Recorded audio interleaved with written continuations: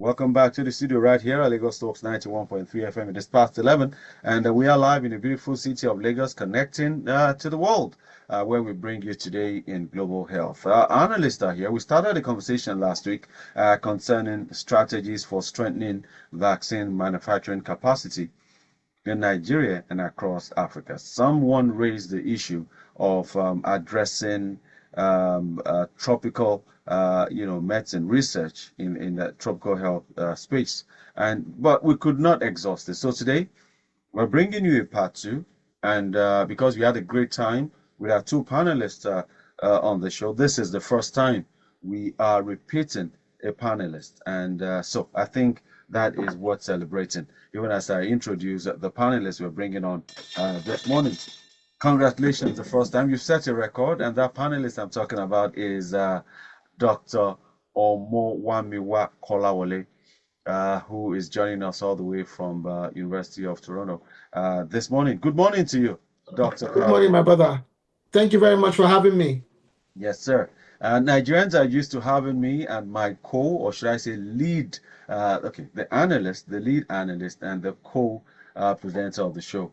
And I'm talking of Professor Uchechukwu Ungwaba. Good morning to you as well, Prof. Good morning, Coyote. It's good to always be back. Yes. It's good to have all three here. And you heard what I said about repeating our panelists for the first time. Indeed. Yeah, Dr. Kolawole really, did something. I just started thinking, I hope Professor Alipati heard your voices, and we'll be looking at poaching you both back to Africa, to Nigeria in particular. Let's make this work. Yes, but just just to let you all know that Dr. Omowamiwa Kolawole was called to bar in Nigeria, where he has practiced law for over the years. He obtained his Bachelor of Laws at the University of Lagos, Nigeria. He also holds a Master's in Law, a PhD in Public Law, as well as a Master's in Public Health from the University of Cape Town, South Africa. He is an interdisciplinary scholar and advocate interested in questions at the intersection of human rights law, public health, global health governance, and intellectual property. He is currently a postdoctoral fellow at the Dalalana School of Public Health at the University of Toronto under the prestigious Public Health Black Postdoctoral Fellowship Program, and as well as being an open-air research fellow affiliated with the University of Cape Town and the University of Ottawa. Professor Uchechukwu Ungwaba is an assistant professor at the Lincoln Alexander School of Law, Toronto Metropolitan University, and the managing partner at Massfield Law Practitioners, a transnational law practice with offices in Lagos, Abuja, Busan, South Korea, and Toronto, Canada. Well, there's so much about Prof. Let me just take another aspect of it. Professor Ungwaba's pedagogy is informed by critical decolonial perspectives, which is what I like about him. He taught as a sessional. He taught as a sessional lecturer in 3 Australian universities for about 5 years. That is the Macquarie University, Sydney, Deakin University, Melbourne, and University of Western Sydney. He currently leads a program of research focused on advancing a regional health governance approach in inter-American and African human rights systems, respectively. Once again, gentlemen, you are welcome. Thank you very much for having us. All right, great. So let's look at it. Last week was very, very engaging. Just, looking at that this week, I don't even know where to start from. But let's take us back, Prof, to the highlights of last week's conversation. Okay, so I think last week we got into conversations around capacity for manufacturing of medicines and vaccines. And the reason why we were talking about this was informed by obviously the experiences with the COVID-19 pandemic, when Nigeria and many other African countries lag behind in their ability to develop therapeutic and diagnostic responses to the pandemic. And I think in our conversation last week, we shared a number of very startling facts. For example, of the sheer inequities and inequalities that prevailed during the pandemic, when Nigeria and many other African countries were being made to pay more for vaccines that were produced by Western pharmaceutical companies compared to what many Western countries who are assumed to be, not even assumed, who are supposed to be richer and more resourced than countries like Nigeria and other countries in the global south, you know. And we came to terms with the sheer inequity and unfairness of such a system. The other thing we talked about last week was about, initiatives at capacity building. And Dr. Kolawole, for example, shared with us of initiatives that had involved training to allow Africa to be able to develop vaccine manufacturing hubs. And I think Dr. Kolawole mentioned that Nigeria was a part of that training. South Africa and some other countries were also part of that training. But then some of these countries have begun to leverage on that. And some of the challenges with Nigeria leveraging on that were issues that we tackled last week. So in all, last week's conversation was really introducing this conversation about, an entire value chain around manufacturing remedies and vaccines and medicines to deal with health threats like pandemics, and where we are and whether or not we're traveling in the right direction. That is in sum what we talked about last week. And it connects to our conversation this week because most of the conversation this week is really to build on that discussion. And I think that there's quite a lot of threads we can explore, specifically within, of course, the context of the newly negotiated pandemic treaty and some of the obligations and imperatives it places on Nigeria and other African countries to develop capacity. To be interesting to find out in our conversation today whether or not we have appropriately, achieved what is a framework that will allow for, a fairness and build our ability to, have capacity in vaccine manufacturing and all of that, and also whether or not it will address some of the inequities we saw in the pandemic response and that countries like Nigeria and the global south countries experienced as well. And talking about pandemic treaty, before we even go into okay, let's start by going into what does this treaty mean? What does it stand for?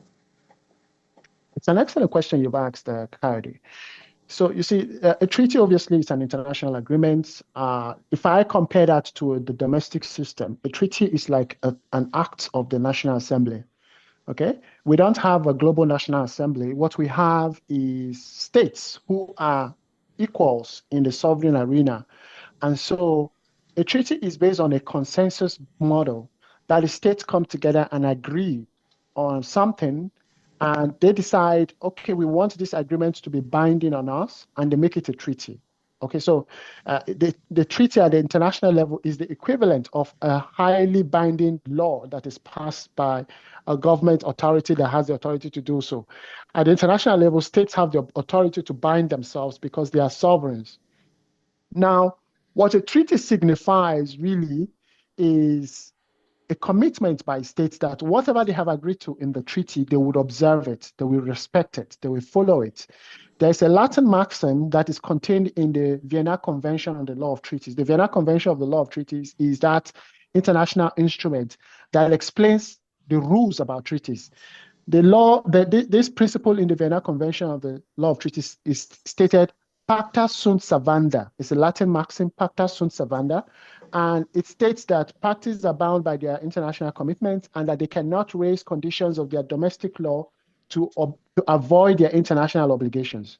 So nobody forces you to ratify or sign a treaty, but once you sign one, you must observe it, you must follow it. So I've spent this brief time to explain what treaties means for the benefit of our listeners, because I'm sure not many of our listeners will be international law experts who know what treaties are all about. So this background leads me to be able to talk about the pandemic treaty. The pandemic treaty is an international agreement that was recently concluded and adopted this year, actually.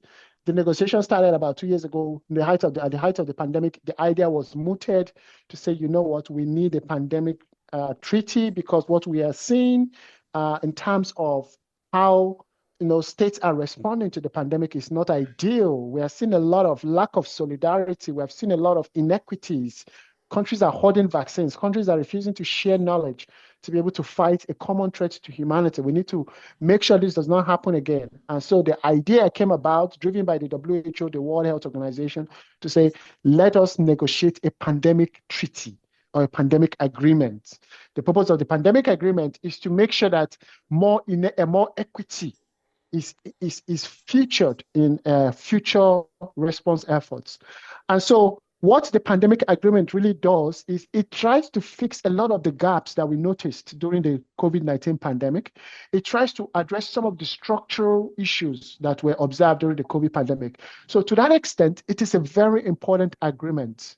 But then, of course, it's not an agreement without the politics, without a lot of tensions, because the pandemic agreement was actually meant to have been adopted in 2024 when the international health regulations were adopted.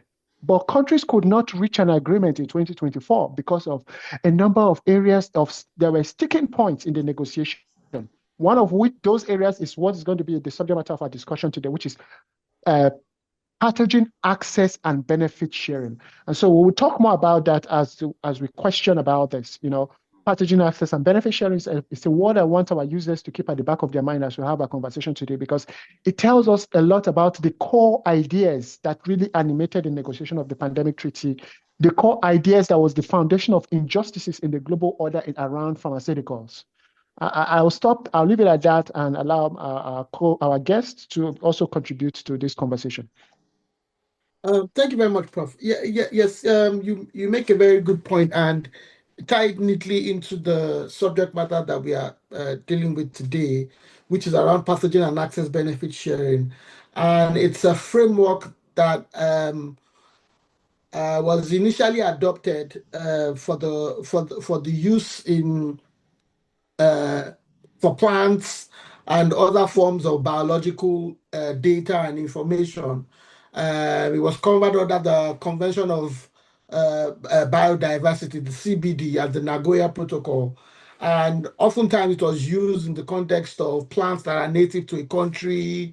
Maybe a good example would be maybe hibiscus leaves that are found in some parts of the world that are not found and have medicinal properties, and to prevent their use and being stolen by other countries who then use it and don't give any credit to the country from where that leaf was found. But interestingly, during the H1N1 pandemic, if we recall, Indonesia, interestingly, decided to use that international instrument, the CBD and the Nagoya Protocol, to say that actually not just plants are owned by a country, but a disease that has been discovered in a country is also owned by that country. The pathogen samples that have been found in that country are owned by that country, and they use that claim to request that even though H1N1 samples were going out into the world, or the WHO had instructed that those samples go out into the world, they feared that when the vaccines would be created eventually, they wouldn't get a fair share. And we saw this play out during the Ebola crisis, which affected many parts of West Africa largely. And what we saw was that NGOs, international organizations would come to West Africa, obtain samples, take it to Western countries, study those samples, and the vaccines that were created didn't eventually trickle down to us until much later, after Ebola had kind of ravaged West Africa. And if anything at all, it was more of the locally created solutions that ended up stemming Ebola, not so much the virus. And by the time West African countries could get their act together, those viruses were already out of their control and they were already in the West. And so what we saw during the pandemic treaty was that a lot of African countries were very hell-bent on ensuring that there was a framework in the pandemic treaty that ensured that if Western countries were going to come and take samples of the diseases that emanated from us or from African countries, there would be a commitment that when they get access to those pathogen samples, there would be commensurate benefit. And so that's why we call it the access and benefit sharing model. So in exchange for access to pathogen samples that you can only find in with us or in our countries or on the continent, then you would make a commitment that you would share the benefits that proceed from your engagement with that. But in my own mind, there are certain things that are quite problematic with that framework, even though that framework is very well intentioned and it aims to address many of the systemic issues. For one, it operates under the assumption that disease will always be found in Africa. So before you even get into the problems, yes, I was coming into that right now. That before we even get into the challenges and even the details, I see you touching a bit on the details of the treaty. Now, I would like to find out in view of the global South, the global North, the differences that exist. How involved were African countries in negotiating this treaty? And for those that might have been there, were they able to speak from a point of strength, or were they just onlookers observing and trying to chip in one or two things to decide on whatever and agree with whatever the outcome is? Mr. Kayode, you've asked a very important question that hits at the heart of international politics in treaty negotiation. Now, to be fair, African countries, the global South countries, were driving a lot of the conversations in the negotiation of the pandemic treaty. But equally so, global North countries were driving aspects of the conversation. So this is what happened. In the negotiation, because the negotiation is done by the generality of member countries of the WHO.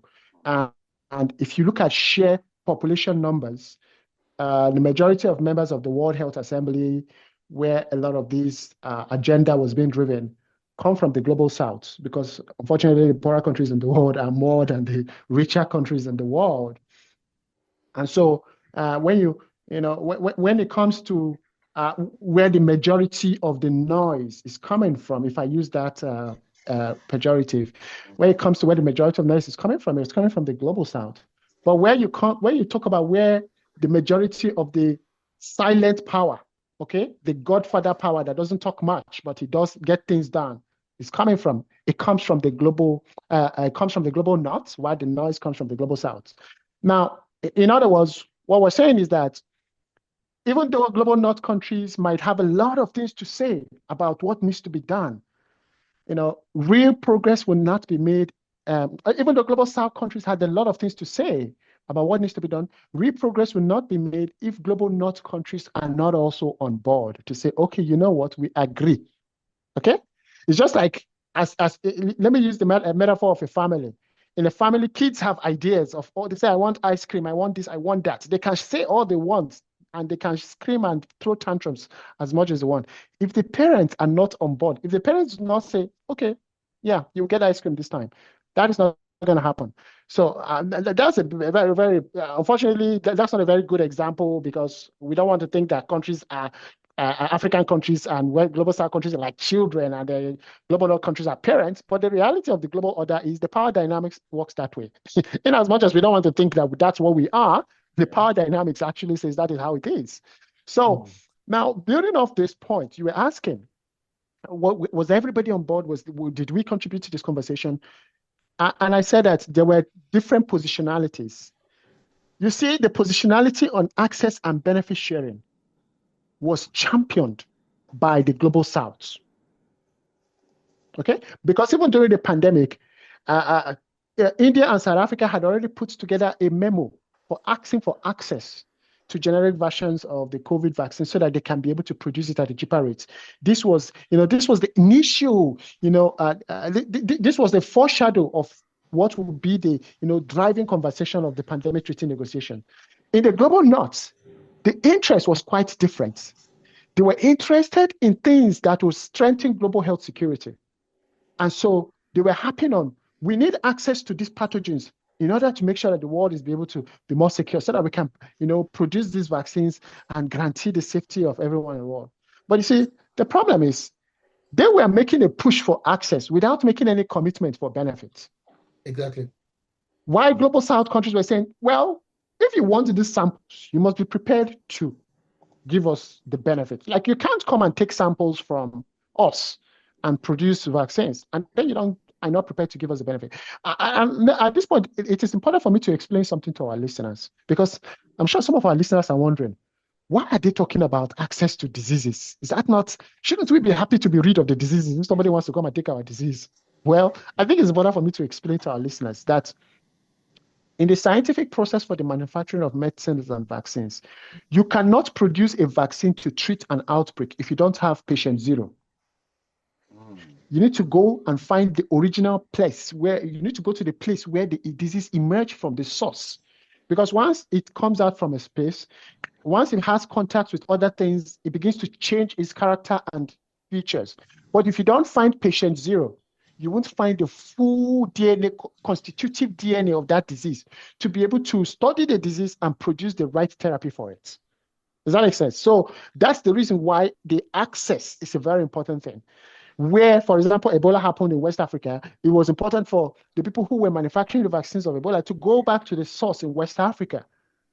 Okay, if the West wants to, we're talking about manufacturing a malaria vaccine. For you to manufacture malaria vaccine, you need to come back to the tropics where malaria can be found to then study it and then produce the vaccine. So this is the dynamics of access and benefit sharing that it is important for us to sort of highlight to our listeners, and also to draw their attention to the politics of power that was at play, where Western countries or global North countries were more interested in global health security, producing these vaccines, and therefore they wanted access.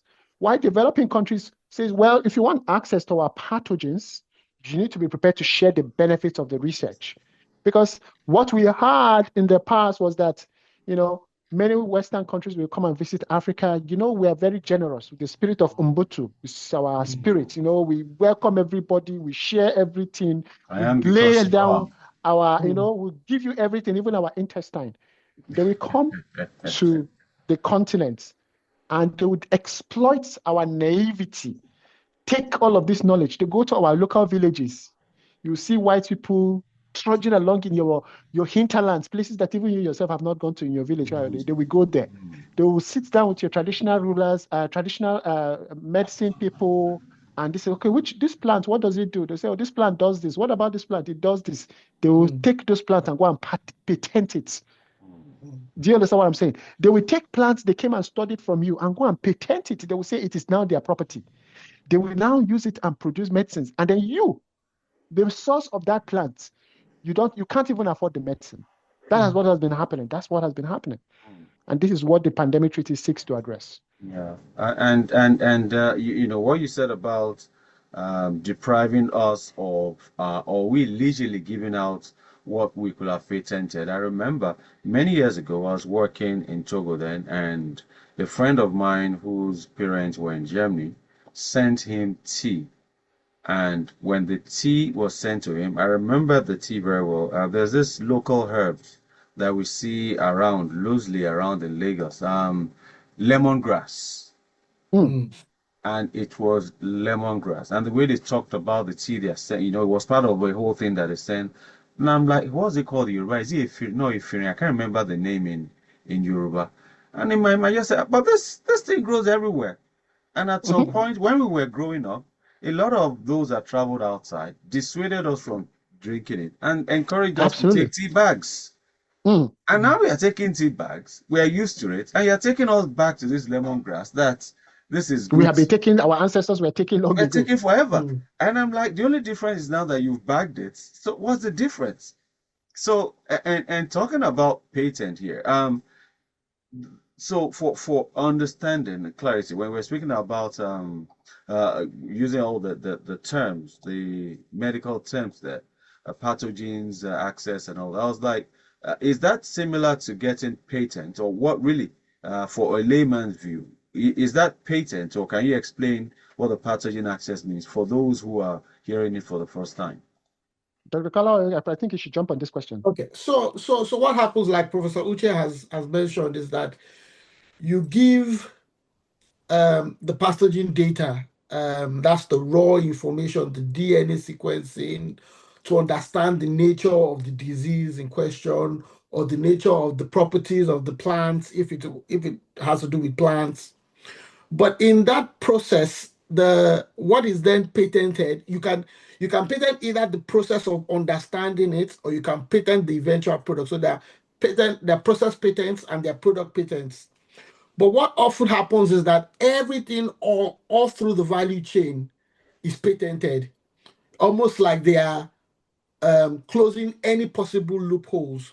So the moment they study it and break down that DNA sequencing and they start developing use cases for it and seeing what proteins work with what, all of that process is patented. Then the eventual product that is manufactured, the vaccine that ends up in each person's arm, that ends up being dispatched and sold, is itself also patented. The elements that make up that vaccine are also patented. So oftentimes what happens is that even when you want to create generics, even if you know the process that went into manufacturing that vaccine, you cannot replicate it because both the process and the elements that made up the eventual vaccine have been patented. And there are only so many, there are only, let me use this example, there are only so many ways to say, to come to four.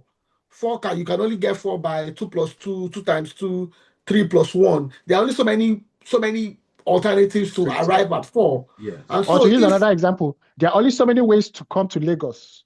exactly. Right? So if So you say, if you because I block have all the followed this paths, road is now exactly. for If me, you block nobody all else the can follow it.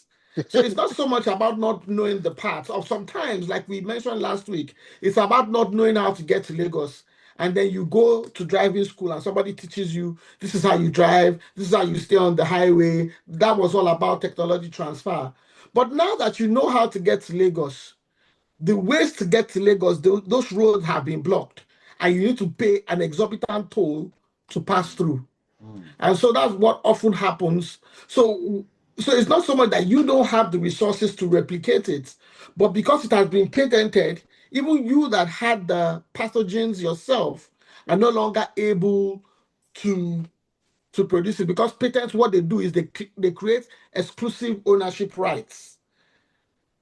And I think that is that where we should notion have of started. exclusive ownership rights is not something that we are used to. The idea that something belongs to something as nebulous as imagine telling a Nigeria that I own malaria, or I own the way to understand how malaria is. You just tell somebody, oh, drink this leaf, add this agbo, add this, and all of that. That notion is not something that is common in African countries. So, and what has happened is that because we don't conceive of ownership in those very peculiar terms, what has happened is that those knowledges and ways of doing, for example, the very idea of quinine, that was one of the very first drugs that was used to treat malaria.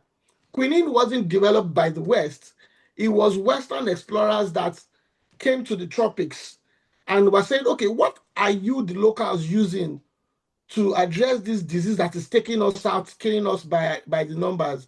And the local populations told them, oh, this is what we're using. And then they took it back to the West, understood it better, extracted the properties, and created quinine from that. And quinine is the basis of which many anti-malaria drugs, at least for a long time, were based on, until it began to lose its efficacy, and we moved to artesunates and the rest of them. But a quick one here. We haven't even got into the treaty yet, but with what you've said right now, is it still possible for people from the global north to come into Africa, the global south, or any other part of the global south, be it Africa or any other place, and still take away what is indigenous to us and patent it? Or are we wise enough to prevent this from happening? That's a very good question you've asked. Kayode, I just finished reading a paper that talks about, the League of Nations and the mandate territories that, came about from the League of Nations to push these territories towards civilization and eventual independence. This happened immediately after the First World War and before the Second World War. And it struck me that Africa has always been a source of resource extraction. Exactly. Starting from slave trade, if we go as far back as slave trade, our human capital was extracted from the continent. Then they said, oh, it's no longer fashionable to do slave trade. It now became colonialism. Oh, we need to colonize them because they are too backward. They cannot be a part of the community of civilized nations. Let us help them to get civilized. So colonialism came under the pretense of trying to sort of help us to get civilized. But colonialism really was all about commercial resource extraction. Exactly. African countries became breeding sites for cash crops or growing sites for cash crops that were needed in Europe, cocoa, rubber, and all of these things. If you remember when Nigeria got independence, Nigeria was very famous for, had rubber plantation, cocoa plantation. Those things didn't come about by accident. It wasn't that our ancestors were growing cocoa as, oh, we need to be growing cocoa so that we can be exporting it to the West. No, because we didn't even have any manufacturing capacity for chocolate and all of those things. So these things were being grown here so that it will feed the factories in Europe. And then only the finished product will then come to Africa. In other words, from time immemorial, Africa has always been a place for plunder. So I talked about slave trade, I talked about colonialism. Neocolonialism, okay, has continued that exploitation in other forms. We are in the phase of neocolonialism, just that now African countries are becoming more aware, or global South countries are becoming more aware of this fact and are talking about it. But it doesn't stop us from being exploited. So to your question, are we still being exploited? My simple answer is yes, we are. Wow. Okay, because the more you think about it, the more you reflect on this, the more you see that, oh, the things that are happening that we think are happening by accidents or by happenstance actually was not accidental or happenstantial. It was really a very sort of deliberate and intentional attempt at exploitation. Okay, for example, let's look at French colonies. During the colonial period, the French adopted the policy of assimilation on her colonies. The policy of assimilation, for the benefit of our listeners who have not studied, this aspect of our colonial history, was a policy where the French sold a charade that it is possible for Africans to become Frenchmen. That if they study French language, French culture, French education, and everything, they become Frenchmen on equal status with natural born French citizens. And so it was this mirage that was placed in front of local populations. But the reality was that only very few elites were capable of becoming Frenchmen. In other words, they sold a dream that is not possible. It's like the typical 419 that people play, where maybe just one, or the typical Ponzi scheme, where one or two persons will park the profits, and then many other people will come and invest. Pay the price for and it. then the thing will now, exactly. So the French essentially set up a Ponzi scheme where they sold French citizenship or becoming a French, a subject, a French citizen as opposed to a French subject. But the reality was that the predominant reality of many Africans in French colonial territories was that they never had the opportunity to become French citizens. And then if you were not a French citizen, you were subjected to manual labor, to corporal punishment, to inhuman and degrading treatment. So and then after colonialism, the French have retained that stranglehold on their former colonies by insisting that these colonies, depend on the French to determine their currency. The central bank of these countries is residing in France. Only France determines what will come to these countries. Why am I going into this example? I'm going into this example to show you that even till date, Burkina Faso just broke free from that when they say we're no longer going to do this, get out of our country and all of that. And even then, I'm reading on the newspaper that Emmanuel Macron is saying that we're going to liberate Burkina Faso from Traore. Like, I'm saying, in this century, you are still having this very colonial You see, you're liberating Burkina Faso from Traore. The Burkinabes tell you they want to be liberated. Mm. So the answer to your question, the long answer to your question is that the exploitation has never stopped. And that is why a platform like this is really very important, where we talk about global health. And in the first episode, we say global health is about power, it's about structures, about Yeah. politics. So these conversations allow us to sort of dive deep into this discourse. Mm. Mm.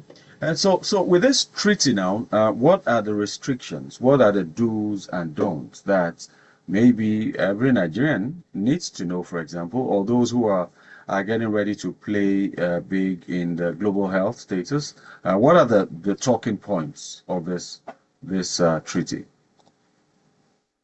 Yeah, Dr. Kolawole, want to have a jump at this? So the like Prof said, the issues of pathogen access and benefit sharing were the really naughty issues. And when I mean naughty, I mean tied in a knot, not naughty like being stubborn.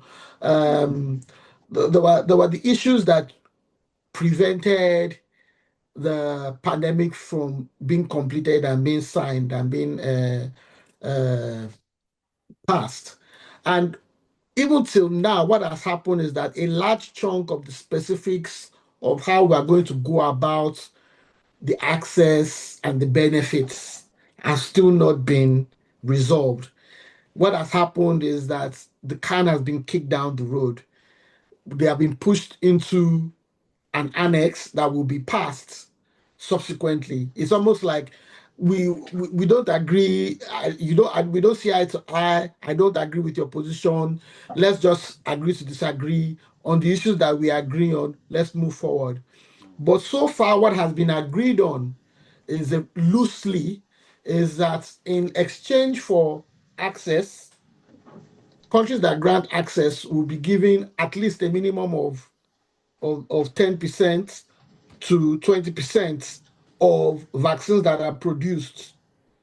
So the benefits, at least in theory now, is that if Nigeria, for example, if a disease is discovered in Nigeria and that disease, the pathogen is access to that pathogen is granted through the international network where diseases are shared, the global network of the repository of pathogens. So what will happen is that a lab in Nigeria would discover it. They would send it to the WHO office in Africa or maybe the WHO office in Geneva, and then that would form part of it. It's almost like a library of diseases of samples of that disease, and then from that library companies will then go to that library and then say, oh, we need a copy of this disease, we need a copy of that disease, we want to make this vaccine. But the agreement is that in exchange for access to those copies,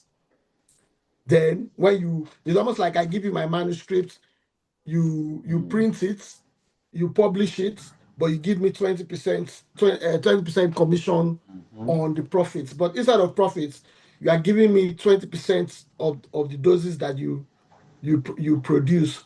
But the specifics of who gets what, when they get it, how soon they get it. So you can say you get 20%, but when am I going to get it? Am I going to get it after everybody else has gotten their own 80%? It wasn't Those well specifics have spelled not out. been specified. And will that 20% be staggered? We don't know. Will that 20% be shared among all the global south countries or just one country where the pathogen was gotten? We don't know. So all those specifics, which will go into the issues around real equity, real addressing, because if a company is going to be giving away, it's just like terms, and when you get a promo and they put in fine print asterisks, terms and conditions apply. We TNC. know that even if there's that agreement, many of these countries are going to, or many of these big companies are going to look for ways to ensure that their profit Circumvent it. margin is not affected. Hmm. And so, how much wiggle room will the negotiations around the specifics give them? Those are issues that we need to address, All and right. So we need to equip African countries for. okay, before we take a short break right now, I just want clarity on this. When you say 10 to 20% goes to the country where the pathogen or so was, originated from. When you say give, is it sold to, or they actually giving it to them, pro bono? I mean, without collecting anything back. So that for now, the assumption is that it will be given, not sold back. Because if you Okay. are selling it, then it's not really 20%. You are just giving me right of first refusal. Okay. So it's So like if let, I let's gave you take my let's pathogen for free. yeah let's take this break. When we come back, we'll Mm. get into that further analysis on what really it means. Welcome back to the show right here on Lagos Talks 91.3 FM. My guest this morning, two great Nigerians, two great individuals, Professor Uche Chukwungwamba and Dr. Omowamiwa Kolawole, all joining us this morning to discuss global health. And we are looking at strategies for strengthening vaccine manufacturing capacity in Nigeria and across Africa. Back to you, gentlemen. Prof, you were giving another analogy regarding the sales or free donation of the vaccines. So just sort of building on what Dr. Kolawole has said, to answer your question, are we paying for these benefits? It defeats the purpose if we expect us to pay, because the logic here is when we gave you the pathogen in For its raw free. form, we didn't ask anything from you. And now you have produced the vaccine, you got to acknowledge where it comes from by giving us benefits, which is like royalty, if we build on the metaphor of the patent or intellectual property. And there was a point I wanted to clarify earlier when we were talking about this, because I don't like to, as a teacher, I don't like to assume my students know things. At the same time, Okay. building that logic, I'm not going to assume our listeners know things, because we'll be talking about patents. And people will be asking, what is this patent all about? Many of us will be familiar with copyright. At least Nigerians, we have a very strong music industry. We see our, musical talents and all of that. We now know, at least the average Nigerian knows, that when Davido sings a song, the song belongs to him. You can't go and dub that song and start selling it on the street as your song, as your material, without Davido's permission. Mm-hmm. So copyright is to intellectual property what patents are to innovations or inventions. When you produce something, that process of producing it, you patent it. So it's a form of intellectual property protection, and it is a lot of value, creates value for knowledge. People who produce things get benefits to what they have produced through a system of patenting or intellectual property right protection. So this clarification is important to make, so that you situate that within the context of what we have been talking about today, about access to these things and then patenting the process. To understand why that is a very unfair thing to do is, I will use the example of going to Lagos. Imagine, okay, we all know how to get to Lagos, but imagine if one person drove to Lagos and now says he goes and patents how to get to Lagos and says, you cannot go to Lagos without paying me. Okay, or to use another example, which will probably infuriate many Nigerians, we all cook jollof rice. All of us have different ways of cooking jollof rice. A couple of years ago, there was this British, I don't know, I think it's a British chef. There's this chef from a Western country who said he has discovered a new dish. He now, which was essentially jollof rice. And he cooked it on TV. And the next thing he was going to go and patent it, or protest, said that is his dish. Nigerians came very hard for him. He said, "Okay, calm down. This is our food. You cannot come and cook our food on Oh, we've national been TV." eating forever. I'm telling you, and the guy was going to patent it. He's a very famous chef. I forgot his name, but Nigerians came very hard for him, and he had to drop the idea very quickly. Otherwise, you and I could not have been able to cook jollof rice without paying him, because jollof rice will now become his recipe or his Oh food. boy. So that is, it sounds ridiculous to you, and you're laughing. That is how ridiculous these ideas are. That somebody comes to your, country, steals something or takes something that belongs to you freely, and goes and makes something out of it, and then tells you that you can't even reproduce what he has done, even Yeah. if you know how to do so, because he Okay. has patented it. But for clarity here, when you look at this, the issue of pathogen access and all. Now, for example, like the example Dr. Kolaole gave, if you come to my place, let's say disease process right now. If you come to my space and maybe of this, in the case of, let's use COVID, it got to a point where the variant of COVID from South Africa was a bit different from that of Spain, and other countries. So does this mean that for every time these countries deposit these diseases in quotes at the WHO, Mhm. each country is entitled to this 10 to 20%, or is it the first country that whose disease is used as a sample? That's a good question. So it's important to clarify that every variant brings a new strain of the disease, Mm. and every new strain requires a new kind of vaccine to meet it. Yeah. So you cannot use the strain that was the original virus to solve this new virus. So it means technically that this is a new kind of You disease, kind of even okay. though it's is the vaccine is COVID, but it is, I think we had the Omicron virus. There was a particular one. They said, if you have this one, you're dead. You're as good as dead. If you have this one, it's okay. You understand? So, in other words, the logic still remains the same, because you cannot produce the vaccine for the new strain if you don't have access to that strain. So technically, the benefits sharing should also follow. Mm. I think this is a very good point, because tying into the historical exclusion of African countries, we saw that when Omicron happened, instead of and the Omicron variant was discovered in South Africa, the South African scientists that discovered it willingly and without any issues shared it with the world and said, "Oh, we've discovered this new variant. Let everybody be aware. Let's consider it in how we're going to Mhm. work on our vaccines." But what happened was that travel bans followed for South Africa. Instead of South Africa to be treated with respect and acknowledged for its willing sharing of the mutated version Mhm. of the virus, what happened was that it was sanctions were placed on it.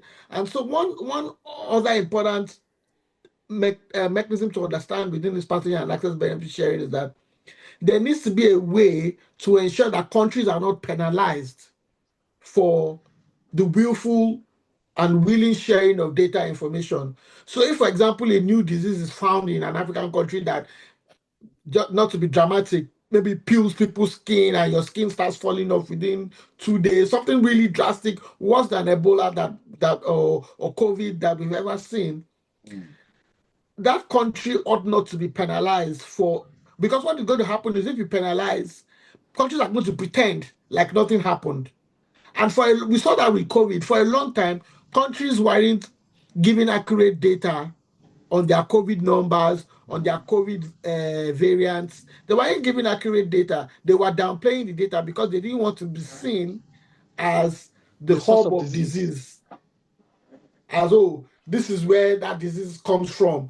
And that's another reason why, which is somewhat tangential, which is why diseases are no longer named after places in global health, generally speaking. So we no longer call something a Congo flu or Mm. things like that. We just simply give it a name based on the scientific properties and the nature of the disease. And that is Okay. because we are trying to avoid stigma, Stereotyping. because Yes. stigma is going to be one of the issues that is going to affect the mechanism of this pathogen access benefit sharing network model. It's going to affect its efficacy. And also, it's also important to note, because you raised the question of, if for example, using the Omicron example, will South Africa be getting a separate 10% from the other 10%? It's important to note that all this mechanism is organized by the WHO. So it's not like countries are going to be giving directly. Mm. The WHO is going to act almost like a collecting agency, the same way you have collecting agencies for copyrights. So Okay. for if you are playing somebody's music on the radio, you're Mm-hmm. not going to be Mm-hmm. giving for every song you play. You're not going to give Yeah. Davido his own money. You give Two Face his own money. You give it to the collecting agency. The collecting Okay. agency now disperses After it. taking their own share and all that. Exactly. And Mm. so the WHO is going to act as the collecting agency, because also the system of granting access is a multilateral system through the WHO. So we Okay. don't want a situation, what Yorubas will say, Idakonko. We don't want a situation where Mm. people are going to the corner to and stock creating themselves separate out. parallel agreements Yeah. that benefits. And oftentimes, what happens with those parallel bilateral agreements is that the powerful countries use their power and their might. And so even those weaker countries Correct. don't get a fair enough shake. But if we're all going through the WHO system, Hmm. the access is through the WHO system, you It's get your open. vaccine, Hmm. it's open. Yeah. So, All right, but but all the specifics of all of that are things that we still need to negotiate in the negotiate. All right. annex. And it's important that we begin to highlight these issues so So that is it safe to say that the negotiations are not done? The treaty is well, still the negotiations still on the being reviewed? treaty are Yes. done. The negotiations on the specifics of how the passenger and access benefit sharing model will play out, the nitty-gritty of the steps that will be taken in that system So still need in to be clarity, negotiated. since in Nigeria we do a lot of politics, it's you can describe it to mean that in the constitution has been created, but we now need acts that will spell out how each of these Exactly. agencies. Exactly, Exactly. That's a exactly. perfect example. Very good Exactly. example. All right, Now, now Exactly. I think, yeah. just a real quick one here. Okay, no, you come in because this might take No, us no, to no, another no. time. I was going to bring in a thought just and in wrapping up our conversation today Okay. that because when we are saying all of these things, it's important to understand again the politics of power that is at play. Central to this whole discussion we've been having is the role of the WHO. Dr. Kalawole has mentioned WHO and all of that. So when you begin to see things like America saying they are no longer a part of the WHO, it becomes a serious concern for us. I was reading I was reading somewhere, I think 2 days ago, that the United States has rejected the international health regulations. So there were two agreements that came about as a result of COVID. One of them was the international health regulations, and the other one was the pandemic treaty. So the United States has rejected the international health regulations, and something is telling me, very soon they will reject the pandemic treaty because, of course, Donald Trump's vision is that America doesn't want to be a part of anything that will require it First. to do anything nice to anybody. Mm, Yeah. mm. So I think let this sink into us, listeners, and all of that, because if the US has turned its back on the international health regulation, if it Yeah. turns its back on the pandemic treaty, what it means is that essentially US pharmaceuticals are where US where a major concentration of pharmaceutical I was going to manufacturing ask capacity that what is is the based. percentage of Mm. pharmaceutical productions that are coming from the US? Oh, Do quite you a have the lot. figure at the top of your head I there? don't have a figure at the top of my head, but just thinking structurally about in terms of, when you talk about the pharmaceutical industrial complex, where a lot of the innovation is coming from, the US controls the market share of the world. Wow. Mm. So Wow. any agreement that doesn't include the United States in terms of pharmaceuticals is not gonna gain traction because in It means Europe, we might as only well very few just go countries in back. Europe. It means we might as well just go back to taking our bow in Africa. Absolutely, absolutely. Mm. So, in other words, we are now at this juncture where despite this modest progress, there's a risk that the United States is going to back out of it, and if it does back out of it, it means we're back to square one because The one. that's collateral multilateral agreements that has been reached. It's just like the big guy in the room now decides I'm going to tear this agreement. So that's what's Or going to could it happen. mean that if the US backs out of it, all we need to do is go back to church and pray that there is no pandemic between now and the next 4 years? Oh, we should do that for sure. But then I tell you something better we can do. In addition to praying, we can go and develop our regional health governance approach, Mm. which we have been talking about for the past couple of episodes. This is where you see the research we're trying to do in designing a regional health governance approach as important because what it means is that we are making it that we no longer need to be dependent or held hostage by these countries. Instead, we develop our own local capacity to All be right. able to protect ourselves. All right, and we're totally out of time, but if we can do this in 10 seconds or less. All this talk about pathogen access and for the West, and we crying out for pathogen benefits. If we had, like you said, a strong regional Yeah. health governance structure, and we had a vaccine manufacturing structure in place, would we still need to be crying out for pathogen benefits? No, because we'll be operating at the same Short answer position is of power. no, Great. because we'll be in a position of power to negotiate better terms. But more importantly, we would have both the raw materials and the ability to leverage those raw materials. So you would have the skills and you would also have the raw materials.